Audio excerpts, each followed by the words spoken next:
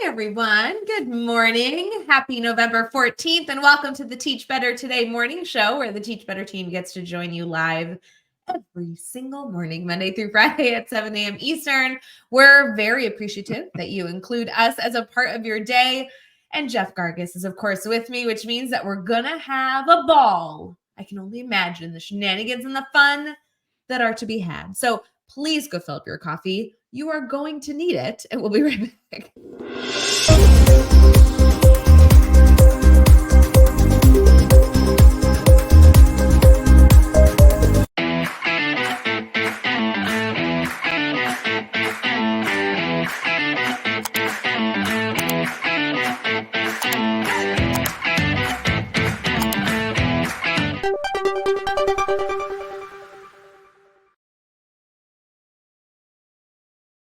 Hey everyone, good morning. Welcome to the Teach Better Today morning show. We hope you're having an incredible start to your morning, and we are excited to give you a little boost before you head into your workday.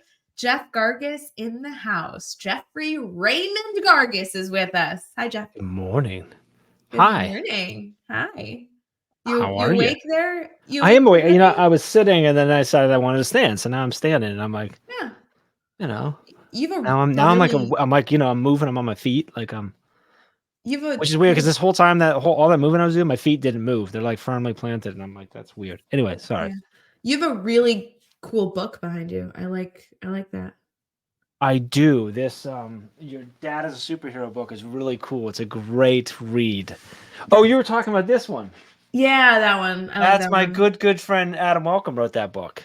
Yes, he did. I bet he wrote 50% of that book since it's He co-authored, I'm pretty sure. actually he told me he wrote 88%, but I don't know. We'll see. I love Adam. He's a great friend, but he would say he wrote 88% of that book, and I like him Similarly, for it. my friends wrote about 88% of that book, and then You I know, wrote maybe 12%. that's not true, friends. If you've not been around when the Teach Better team was writing the Teach Better book that was written by Chad Ostrowski, Tiffany Ott, Jeff Gargas, and myself, full transparency, it was like literally being along for the ride for me. Like I don't know that I contributed. I just did what people told me to do.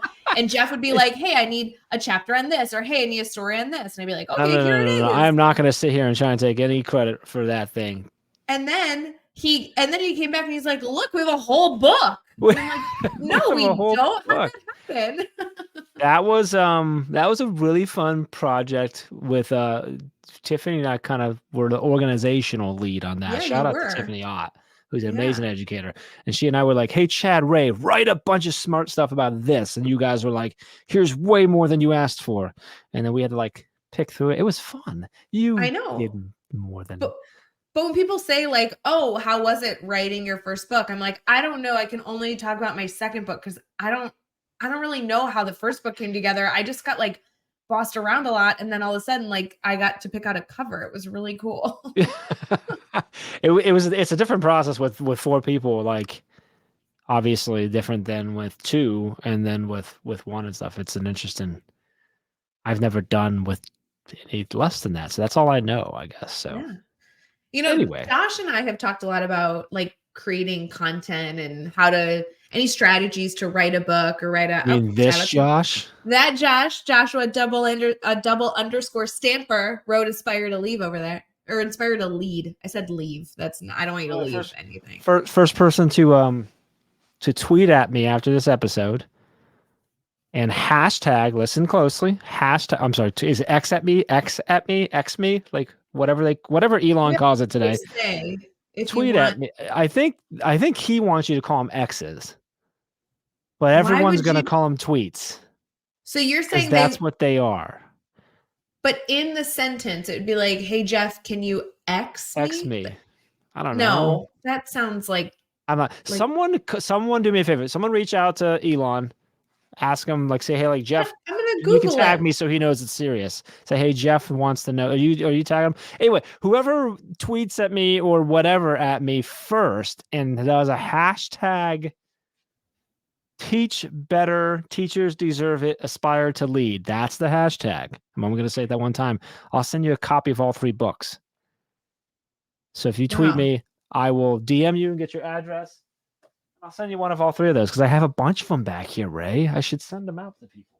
You should. You should I send should them out do to that. more than one I should. person. You know what? We're gonna do the first 5 people, Ray. Whoa! How about There's even more? 5. Let's do it. Just Yeah. I want to keep some for myself. Yeah, I love that. Are you tweeting Elon Musk right now? No, I literally Googled. Maybe I'm stupid and this is not an appropriate Google search. What do you call? I guess this isn't now that I'm reading. What do you call tagging? That's on not what, X. What do you call tweeting? That's still tag. Yeah, what do you call tweeting on X? Can I show you something? What are tweets called now on Twitter? They're called X's. You were right. Are they called X's? That's what this says. Oh, or it could be called a post. A post? Come on, that's Facebook or LinkedIn. Can I share something? Like, you know me, I don't fangirl out and stuff, right? Who did you fangirl out about recently? This happened the other night. That says Gary Vaynerchuk followed me. Who followed you? Gary V. Oh my God, you're so cool. Probably more than anyone should. Anyway, moving on. Elon says that we're gonna call them post. Okay. So if you post on Twitter. When it's not Twitter, like the Twitter doesn't exist anymore. Okay, sorry. If you post on X. If you post on X, it's called a reel. No. And if you tweet on X, it's called a short. Stop. But then if you do video on X, it's actually called a TikTok. But like if you do it, we're transitioning to a listener question. Bye.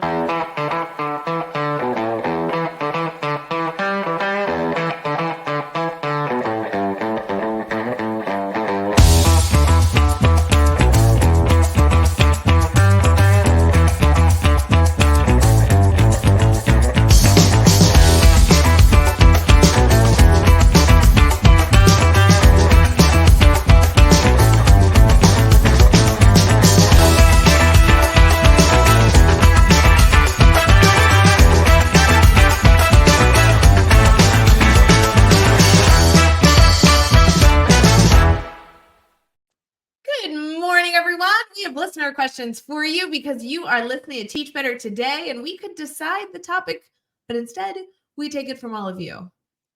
Jeff, I'm gonna.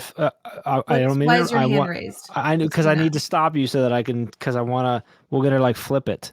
Because you always throw user questions at me, listener questions without me knowing. And today I'm taking control because I have them up on my other. Yes. No, you can't because the person who's running the show is always on this side of the screen. I know, but currently right now they're on this side of the screen. No, I'm sorry. I've got a monitor. I've got a question queued up. I'm sorry, from Jeff, a listener. And you are going to answer it in 30 seconds or less. I own the company, and you cannot ask any listener questions if you're on that side of the screen. Okay. Well, Oh, okay. What? Just mess. Is that better? Am I loud now? Okay. Can I ask you the question instead? It doesn't sound like I have a choice. Why are you asking? You don't. Like I'm on the right side now. This is weird. I don't like it. Turn it back. Jeff. Hi guys. Okay. The show's over. Weird. Have a great day. Listen, right after how we started this, if they're still here, like they deserve everything they're getting right now. All right. Here's a question. This is a good one. I thought would be really cool for you because it's a grid method related, and they call them gridders, which I thought was fun. I don't know if we call our grid method people gridders, but we need to. So hashtag gridders. Wait, hold on. Okay, I know this question because we had a person email like 3 or 4 grid questions in a row in this listener bank. And they were all gridders? All of her questions are like, hey, what do gridders do? And when I read it, I'm like, what does she mean? And then I was like, oh my God, people that use the grid method are gridders. That's apparently they're gridders. All right, well, it's a decent question. She says, or I don't know if it's a he or she.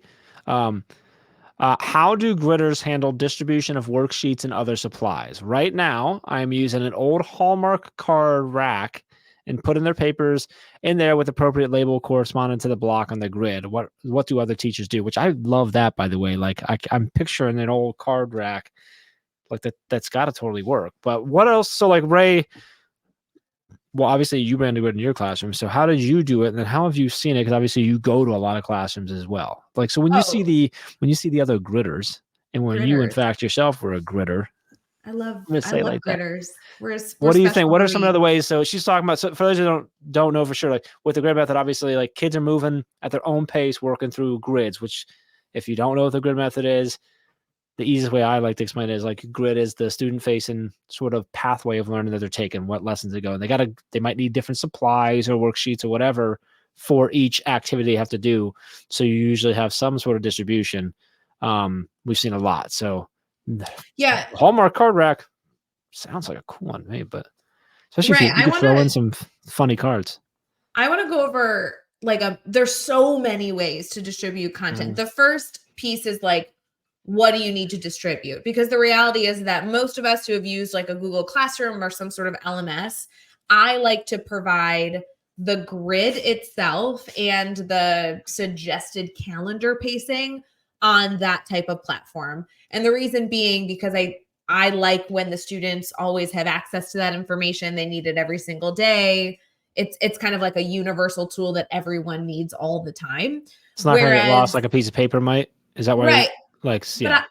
I also then give them a physical piece of paper because I do know that students like that physical thing as well. So, but doing it virtually also allowed me to have hyperlinks on my grid. So for specifically the grid and the calendar, it was kind of nice to have it in a few spots. That way, depending on how students were engaging with it, it was as easy as possible. Right. I mean, that was good.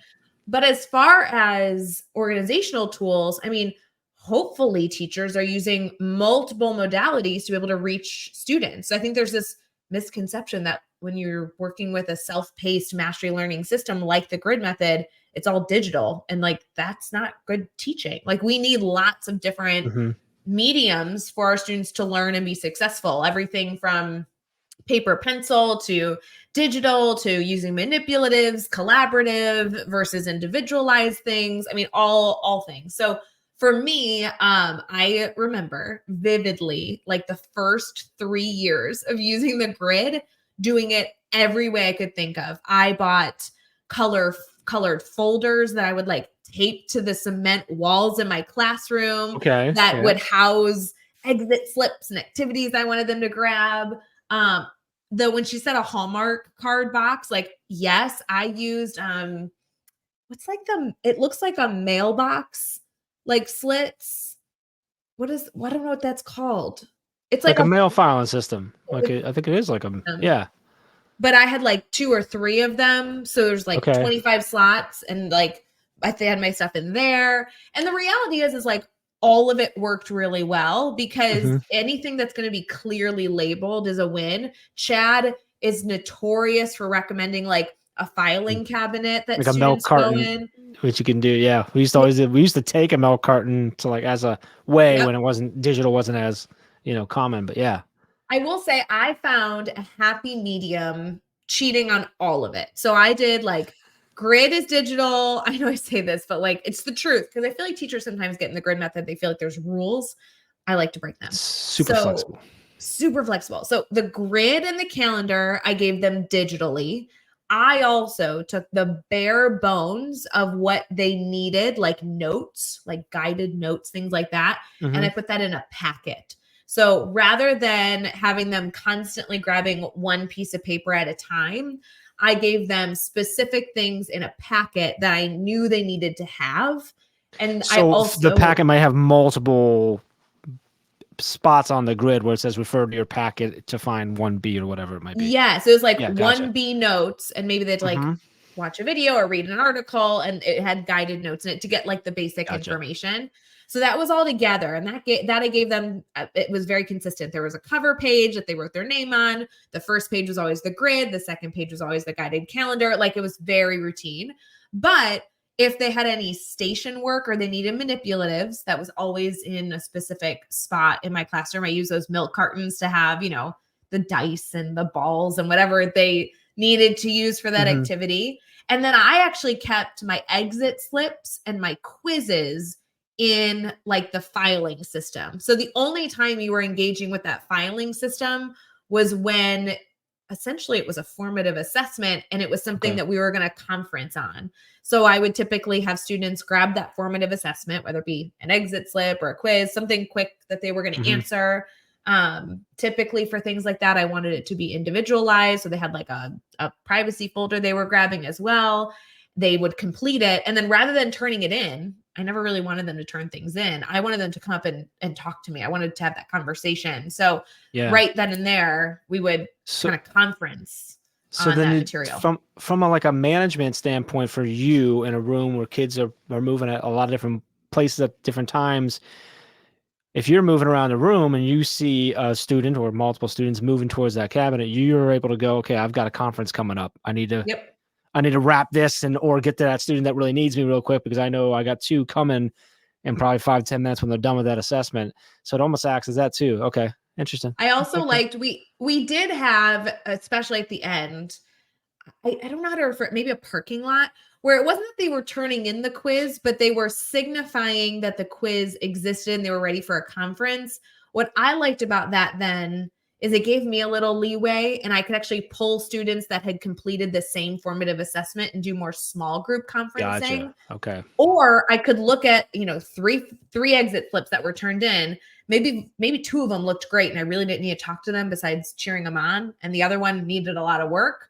Then I could pull those 2 students that did really well and say, oh my gosh, you're awesome. Blah, blah, blah. See you later. You're amazing. And then the other student comes up and it's like, okay, let's dive into this because I have so many questions. I'm so excited for you. So depending on what the student issue was, it gave me a lot of flexibility, but the tools that they were grabbing from that Hallmark, card thing or from the mail filing was typically something that we were going to engage with, which gotcha. Then if they lost it, it was a bummer, but it wasn't essential for them to necessarily keep on hand. Whereas everything in the packet, it was really valuable. Don't lose this because it's your notes. It's your whatever. So okay. Interesting. Well, I hope that helps, listener, whoever that was. We've seen a lot of, I'm trying to think of some of the other ones we've seen, but we've kind of touched on all the different styles. The key is it's got to be easily accessible. Don't have kids tripping all over each other. And I think that nowadays, obviously, if you have a combination of the digital versus not and utilizing only when they need to get up and move around, but because I'm thinking of her, or I don't know why I keep saying her and his Hallmark card rack. To your point, a lot of it could be digitized, but when they need that packet or whatever, that's when they go there. Or when they need that assessment, that's when they go there. So whatever you do, it needs to be organized. And so I can literally envision this Hallmark card rack that this listener question submitted.